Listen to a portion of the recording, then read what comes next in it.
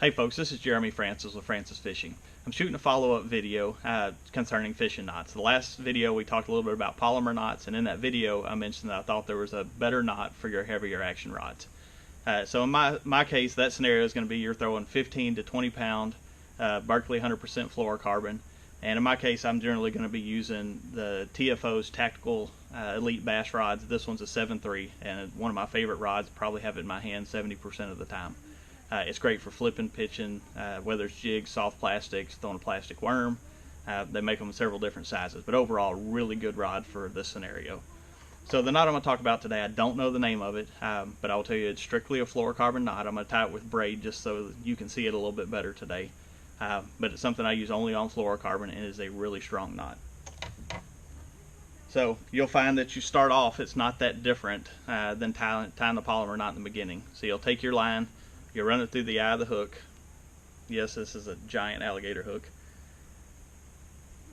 Then you run it back through that same eye. So you're set up just like the polymer knot at this point in time.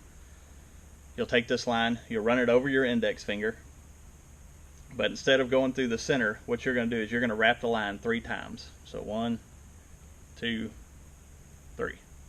Then when you're done, you're going to take the loop that you just used to wrap the line and put it through this top loop up here. And then you'll start to cinch that line down. And if you're using fluorocarbon, which is when I recommend using this knot, I would certainly wet my line before I cinch it down. But you'll grab these 2 pieces of line here and you'll pull this down. So what's a little bit different now is you'll notice you have your traditional main line, you have your traditional tag end, and now you're going to have a loop that's going to serve as another tag end. So when you cut it off, you'll have 3 tag ends sitting here. The knot itself is a little bit more bulky than a traditional polymer knot, but in my opinion it is much stronger, and it hasn't impacted my ability to catch fish at all. So knot I highly recommend, again, strictly for fluorocarbon. I don't use it for bait or monofilament or anything of that nature. Hopefully this knot will help you. If you have any questions, certainly reach out to me. I would sincerely appreciate it if you subscribe to my YouTube channel, and thank you for your time. Y'all have a great day on the water.